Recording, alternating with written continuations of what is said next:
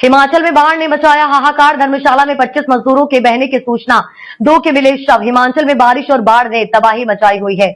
कुल्लू में बाढ़ के बाद अब धर्मशाला में भी हालात खराब हैं। जिले के खनियारा मोनोनी खंड का जलस्तर बुधवार को अचानक बढ़ गया है, जिस कारण इदरा प्रियदर्शनी जल विद्युत परियोजना के काम में मनूनी में जुटे 100 मजदूरों में से करीब 25 मजदूर बह गए हैं। ऐसी संभावना जताई जा रही है कि करीब 2 शव मनूनी खंड में बरामद हो गए हैं। आपको बता दें, एसडीआरएम की टीम व स्थानीय प्रशासन व ग्राम पंचायत राजस्व विभाग की टीम मौके पर है। परियोजना में लगे स्थानीय लोग सुरक्षित बताए जा रहे हैं। बारिश के कारण परियोजना का काम नहीं हो रहा था, इसलिए सभी मजदूर कॉलोनी टेम्परेरी शेड में ही थे। इस बीच मनोनी खंड व नाले का सारा पानी कॉलोनी की तरफ डायवर्ट हो गया और कॉलोनी में शेडों में आराम कर रहे मजदूर बह गए। पानी में बहे ज्यादातर मजदूर श्रीनगर के रहने वाले बताए गए हैं। अब तक जिन 2 मजदूरों के शव बरामद हुए हैं, उनके नाम कभी पता नहीं चल सका है। पहला शव टिल्लू के पास मिला है, जबकि दूसरा नगुनी में मिला है। दोनों क्षेत्र में काफी दूरी है और नगुनी का तरफ गई एसडीआरएफ की टीम के साथ कोई संपर्क नहीं हो पा रहा है। ग्राम पंचायत सौकड़ीदा के प्रभार प्रधान अमर सिंह ने कहा कि मनूनी खंड में ज्यादा पानी आया है। एक व्यक्ति पानी में बहकर टिल्लू के पास मनूनी खंड किनारे पहुंच गया था, जिसकी मौत हो गई। पुलिस के राहत बचाव दल ने व्यक्ति के शव को पंचनामे के लिए धर्मशाला अस्पताल भेज दिया है, जबकि अन्य लोगों के पानी में फंसे होने या बह जाने की संभावना को देखते हुए पहाड़ी की तरफ खंड सर्च करने को टीम निकली है, जहां जल विद्युत परियोजना ने जमकर होकर पेड़ कटान व कटाई की है व मलबा फेंका है, जिससे टपाली व मनूनी नाले का बहाव बदलने का प्रयास हुआ है। इस बारे में जिला प्रशासन को शिकायत दी है। विधायक सुधीर शर्मा ने साझा की जानकारी। धर्मशाला के विधायक सुधीर शर्मा ने इंटरनेट मीडिया में जानकारी साझा की है, जिसमें उन्होंने मनूनी खंड में पानी में करीब 15 से 20 मजदूरों के बह जाने की आशंका जताई है। उन्होंने लिखा है कि इस दुख की घड़ी में पीड़ित परिवारों के साथ हैं और दिवंगत आत्माओं की शांति की कामना करते हैं। ऐसा हृदय विदारक घटना शायद पहले नहीं देखी। ये सभी खंड किनारे बने शेड में रह रहे थे।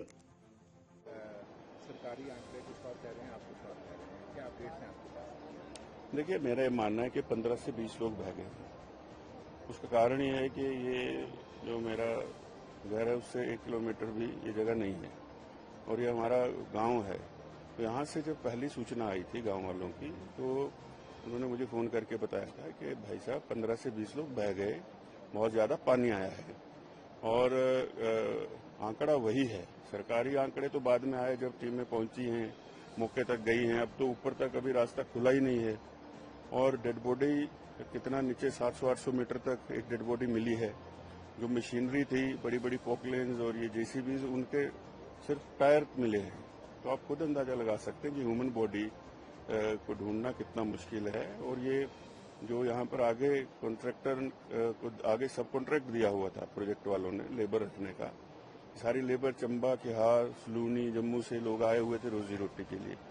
तो दुखद घटना है और मेरा तो मानना है कि ये प्रोजेक्ट को भी पेनल्टी लगा करके इनको उचित मुआवजा मिलना चाहिए। और सरकार प्रशासन को हमने बार बार ये बताया था कि हाँ, इलीगल माइनिंग हो रही है, पोर्टेबल क्रशर लगे हैं, उसके वीडियोज हैं।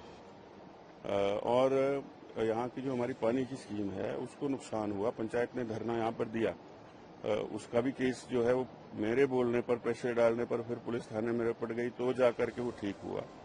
तो ये ऐसे फ्रजाइल स्ट्राटा के ऊपर जहाँ इतना पानी का गश आता हो मानसून में, प्रोजेक्ट्स की अनुमति होनी ही नहीं चाहिए, जिससे कि इतनी बड़ी त्रासदी का खतरा हो।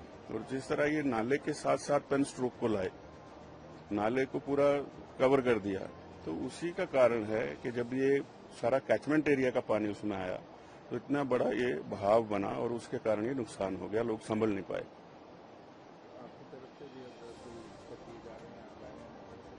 जी, मैं मौके तक जहां तक पहुंच पाएंगे, अभी तो रास्ता खुला ही नहीं है, टीम्स भी ऊपर तक नहीं पहुंच पाई हैं।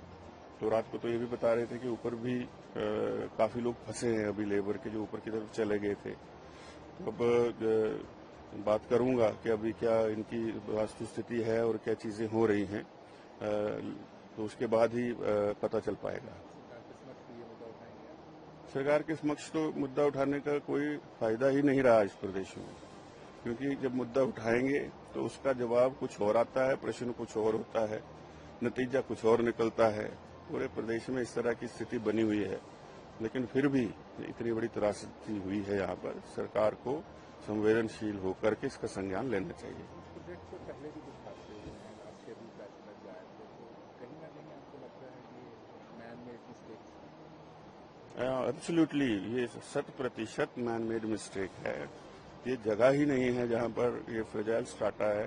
ये शुरू से यहाँ पर जो है वो हाथ से स्लेट्स को गरीब लोग निकालते हैं डेली वेजेस, जाकर के अपनी रोजी रोटी चलाते हैं।